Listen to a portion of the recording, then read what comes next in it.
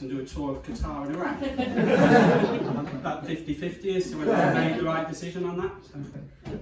The other thing with mental illness, I didn't always do that. I actively avoided stressful situations, and that led to me doing less and less things, and probably quite inevitably that led to me having depression.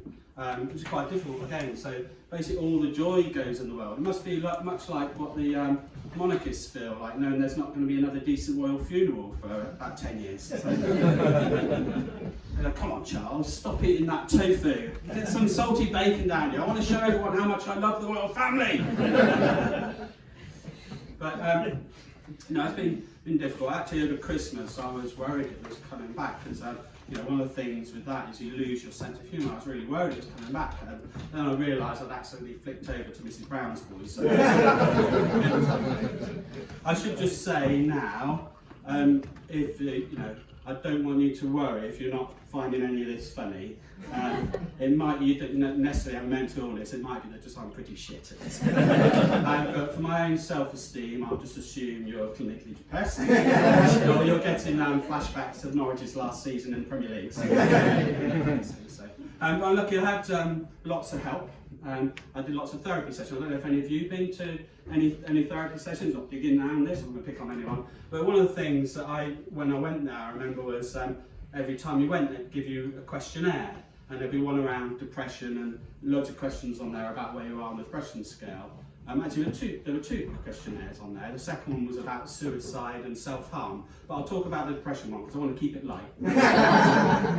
So they were, on the face of it, fairly easy questions, but they were very difficult for me to answer. I'll give you an example and explain why. So one of them may be something about how much are you eating, and the questions will be things like significantly less, a little bit less, about the same, a bit more, significantly more. So they're trying to judge whether things have changed in your life as a result of the depression. And the reason I found it difficult to answer, because I was perhaps overthinking these things. I didn't know what answer I should give, how I would be judged, and I was really desperate to continue to have these sessions because they were lifesavers for me. They're helping me. I didn't want to go too far on the ends of the extremes, so they'd worry about, oh, well, you're doing fine then, we don't need you anymore, or you're not trying, that's it, you're gone. So I was looking at the food one, and there was times I was really struggling to eat. I know it doesn't look like it now, but really struggling to eat because I was feeling so anxious, but I thought I don't want to put that, and I thought, right, there's fruit and cocktails, isn't there, so I'll include that. I'll put about the same tip, that's fine. Next question, drinking alcohol. Shit. So fair to say there was a fair bit of self-medication going on. What am I going to do? Right, I've included the cocktails in the food. Right, I'll put about the same. That's fine. So next one, exercise. Well, fair to say lose motivation. In fact, for a couple of years, I think the only exercise I got was holding my stomach in when I was on holiday. But trying different things there. So I've lost a little bit there. So. Yeah, so then big things, and motivation goes, and I spent a lot of time sitting on the sofa and watching TV. There's some crap TV, daytime TV. I'm sure the Department of Work and Pensions are commissioning it to get people back to work. But there's a few things I liked. There was things like Great British Bake Off and Sewing Bee. There's a pottery one. There's jewellery, all sorts of different ones. Even the adult channels are getting on the act. I watched Babe Station the other day, they got Great British Wank Off. Maybe their technical challenge was tough. All they gave them was 5 minutes and 2 pictures of Van Widdicombe. But I did get into, I decided I needed to do something. I got into running, and I was pushing myself and running lots. I think, looking back, it was, if I'm honest, when I was taking antidepressants, one of the things, they stop you feeling low, but they do stop you feeling anything. You can feel quite numb. So I wanted to push and just to feel something different. I was running a lot, and I talked to my brother about this, and he gave me the comments with the empathy you can only really get from your brother. Called me Forrest Gump without a smile. I did get a nice text from my brother.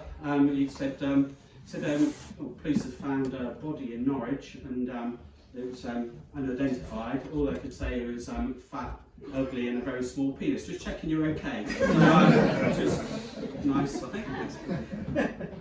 So I tried lots of different things to feel better. So music is one of the good things I tried.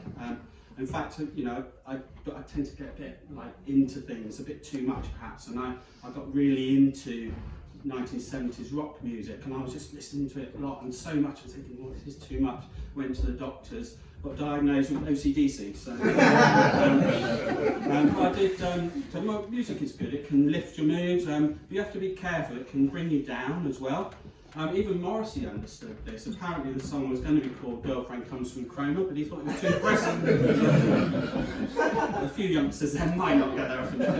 So, yeah. So the other thing I thought was, you know, some people say pets and stuff. And I remember actually the first pet we had in the household was my daughter. She got a nice little hamster, which was really lovely. Slightly tempered with the fact that I then realised she'd got a porn star name for the rest of her life. You follow that? So porn star name is your name of your first pet and your mother's maiden name. If you ever get asked that, by the way, on the internet, don't give that. They're just fishing for information to try and chuck your passwords and stuff like that. But I will tell you, my wife's porn star name, for two reasons. One's because she doesn't use that, and I also think it's the best porn star name I've ever heard. Her porn star name is Buster Ramsbottom. If you're watching a porn film with Buster Ramsbottom in, that's some pretty niche porn. Yeah. Okay, so where am I going to go next with this? So, yeah, so I then started doing about things. So there's times where you meet people and you're sort of worrying about things that you say to people. So we're talking about with a dog. Got a dog as well there, and that's been really good for me. And going off and walking the dog. Any people got dogs? No? Ever walk the dog and you get that, and there's someone else coming up, nice and friendly, and the dog's there. What do? Sniffing each other's bottoms. So you know the best thing to say when that happens? I'll tell you, the best thing to say, absolutely nothing. There's nothing you can say, nothing you can say that makes that any less awkward. One man said to me, while I was walking along, he said, "Oh, glad we don't greet each other like that." Why would you say that? And then it got me thinking, does he mean humans in general, or me and him particularly? There's something particularly disgusting about my arse. What's wrong with you, man? Come on! But I get it, it's like, you know, an awkward situation, you say things because you're a bit worried about what people are going to think and things like that. An example, for me, my son was about 4, we're gone swimming, and we're in the change rooms getting changed, and he thought it would be funny, instead of calling me Daddy, he'd call me Mark. And he said, "Oh, what are you doing that, Mark?" And I panicked. I said, "Oh, don't call me Mark, call me Daddy." Well, the second time I've used that phrase and regretted it instantly. And then I spent the next 5 minutes, "Oh, we're going to see Mummy later." It was like probably a bit too loud, making it even worse. Probably that is not the worst one though. I still lose sleep over another time. I had a friend, my son invited a friend, a girl in his class, so about 8 or 9, to come over. And I knew the dad quite well. We used to play football together. He dropped her off, and then he went off to do stuff, came back, and I thought, oh, it's a nice, lovely sunny day, and we got the paddling pool out, and they were messing about. Anyway, sat down having a beer, and she came running over, "Oh, did you have a nice time?" And she said, "I'm still wet from what Lucas did to me earlier." They've been playing with the hose, they've been playing with the hose. I didn't need to say that, it says a lot more about me. But I'd love it if I was as cool as my friend when kids say things about what I did. So my friend Frank, he was had to go on holiday. He was in Goa with his wife and his daughter. Daughter was about 3, and they were in a little place. They were doing this show and had an elephant there, part of this show, that was playing cricket with its trunk. And let's just say it was a male elephant. We knew this because he got quite excited at some point, and his daughter then shouted in front of everyone, "The elephant's got a willy just like Daddy's." He didn't say anything, he just went. Fantastic, I wish that was me. It's not me. But things are improving for me. I'd say I knew when I was getting better. Back to the questionnaires, it was there, and I thought a little I could see one of these questions, and I started to giggle to myself as I started to think of the joke. So, and it was about sex drive on the thing, so I was looking at that. And I was looking for the answers that said, significantly less, but still more than a wife. So, but things have improved. I joined the Mile High Club last year. I'm hoping this year to upgrade from solo membership. So, I'll leave you with one last thing. So one of the best advice that I'd ever given through all of this was I was talking to a therapist about one of the things that I was struggling with. I had these recurring dreams, and they were like really disturbing. And she said to me, I know you've heard this, it's like, often things are worse in anticipation than they are in reality. And actually what you need to do is just go out there and try it, and you'll feel it's not so bad. And I thought, oh, that's great advice. And I'll remember it to this day, because it was 2 days before I got sacked for going to work without any trousers on.